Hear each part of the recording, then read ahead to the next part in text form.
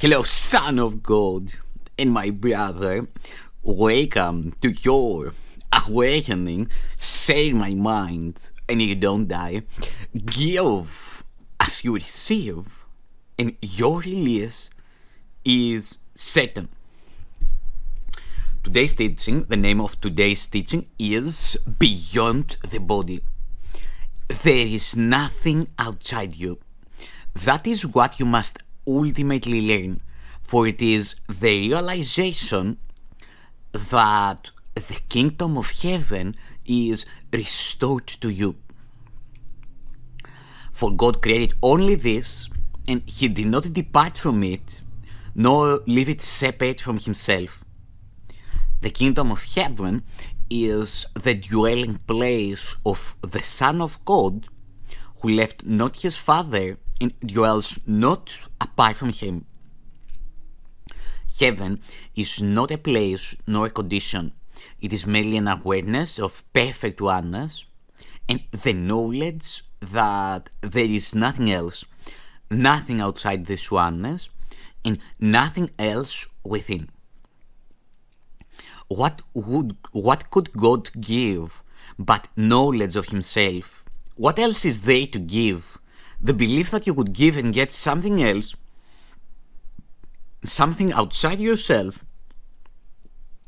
has cost you the awareness of heaven and of your identity. And you have done a stranger thing that you yet realize. You have displaced your guilt to your body from your mind. Yet a body cannot be guilty, for it can do nothing of itself. You who think you hate your body, deceive yourself. You hate your mind, for guilt has entered into it, and it would remain separate from your brothers, which it cannot do. Minds are joined, bodies are not. Only by assigning to the mind the properties of the body does separation seem to be possible. And it is mind that seems to be fragmented and private and alone. Its guilt, which keeps it separate, is projected to the body, which suffers and dies because it is attacked to hold the separation in the mind and let it not know its identity. Mind cannot attack, but it can make fantasies and direct the body to act them out. Yet it is never what the body does that seems to satisfy. Unless the mind believes the body is actually acting out its fantasies, it will attack the body by increasing the projection of its guilt upon it. In this, the mind is clearly delusional. It cannot attack, but it maintains it can and uses what it does to hurt the body to prove it can. The mind cannot attack, but it can deceive itself. And this is all it does when it believes it has attacked the body. It can project its guilt, but it will not lose it through projection. And though it clearly can misperceive the function of the body, it cannot change its function from what the Holy Spirit establishes it to be. The body was not made by love, yet love does not condemn it and can use it lovingly, respecting what the Son of God has made and using it to save him from illusions. Would you not have the instruments of separation reinterpreted as means for salvation and used for purposes of love? Would you not welcome and support the shift from fantasies of vengeance to release from them? Your perception of the body can clearly be sick, but project not this upon the body. For your wish to make destructive what cannot destroy can have no real effect at all. What God created is only what He would have it be, being His will. What God created is only what He would have it be, being His will. You cannot make His will destructive. You can make fantasies in which your will conflicts with His, but that is all. It is insane to use the body as the scapegoat for guilt, directing its attack and blaming it for what you wished it to do. It is impossible to act out fantasies, for it is still the fantasies you want, and they have nothing to do with what the body does. It does not dream of them, and they but make it a liability where it could be an asset. For fantasies have made your body enemy, weak, vulnerable and treacherous, worthy of the hate that you invest in it. How has this served you? You have identified with this thing you hate, the instrument of vengeance and the perceived source of your guilt. You have done this to a thing that has no meaning, proclaiming it to be the dwelling place of God's Son, and turning it against Him. This is the host of God that you have made, and neither God nor His most holy Son can enter in abode that harbors hate, and where you have sown the seeds of vengeance, violence, and death. This thing you made to serve your guilt stands between you and other minds. The minds are joined, but you do not identify with them.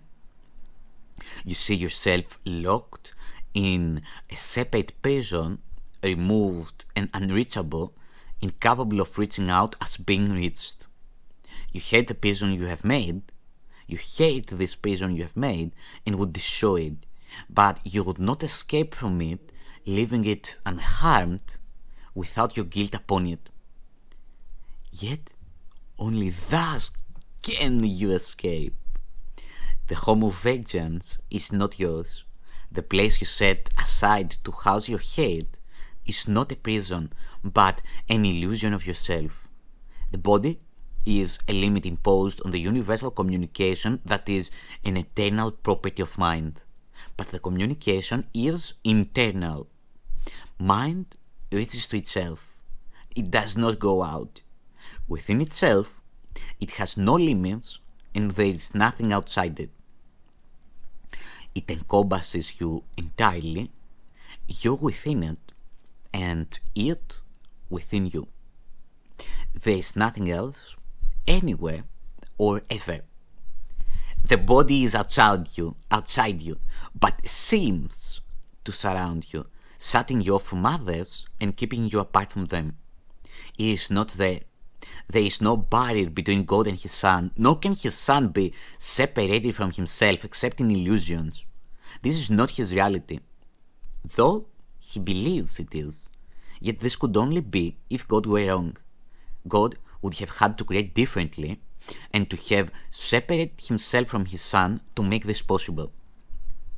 He would have had to create different things and to establish different orders of reality, only some of which were love. Yet love must be forever like itself, changeless forever and forever without alternative. And so it is. You cannot put a barrier around yourself because God placed none between Himself and you. You can stretch out your hand and reach to heaven. You, whose hands are joined, have begun to reach beyond the body, but not outside yourself. To reach your shared identity together. Could this be outside you, where God is not? Is He a body? And did He create you as He is not, and where He cannot be? You are surrounded only by Him. What limits can there be on you, whom He encompasses? Everyone has experienced what he would call a sense of being transported beyond himself. This feeling of liberation far exceeds the dream of freedom sometimes hoped for in special relationships. It is a sense of actual escape from limitations. If you will consider what this transportation really entails, you will realize that is a sudden unawareness of the body and a joining of yourself in something else in which your mind enlarges to encompass it.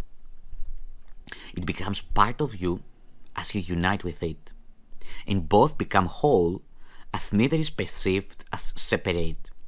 What really happens is that you have given up the illusion of a limited awareness and lost your fear of union.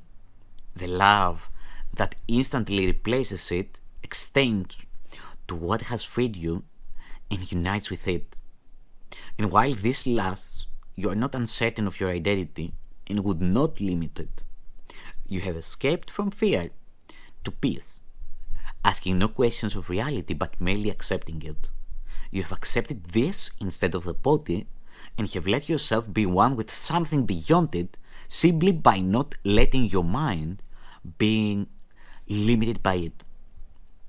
This can occur regardless of the physical distance that seems to be between you and what you join, of your respective positions in space, and of your differences in size and seeming quality. Time is not relevant. It can occur with something past, present, or anticipated. The something can be anything and anywhere. Sound, sight, a thought, a memory, and even a general idea without specific reference.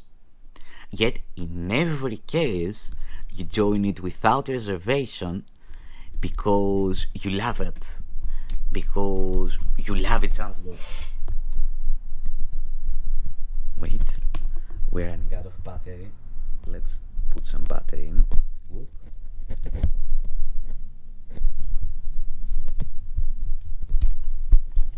Yet, in every case, let's see.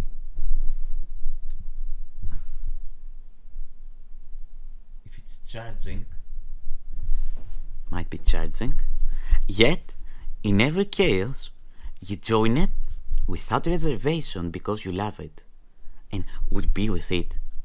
And so you were asked to meet it, letting your limits melt away, suspending all the laws your body obeys, and gently setting them aside. There is no violence at all in this escape. The body is not attacked, but simply properly perceived. It does not limit you, merely because you would not have it so. You are not really lifted out of it. It cannot contain you. You go where you would be, gaining, not losing a sense of self.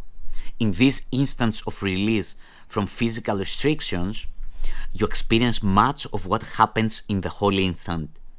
The lifting of the barriers of time and space, the sudden experience of peace and joy, and above all, the lack of awareness of the body, and of the questioning whether or not all this is possible. It is possible because you want it. The sudden expansion of awareness that takes place with your desire for it is the irresistible appeal the holy instant holds. It calls to you to be yourself within its safe embrace. There are the laws of limits. There are the laws of limit lifted for you to welcome you to openness of mind and freedom. Come to this place of refuge where you can be yourself at peace. Not through distraction, not through a breaking out, but merely by a quiet melting in. For peace will join you there simply because you have been willing to let go the limits you have placed upon love and joined it where it is and where it led you in answer to its gentle call to be at peace.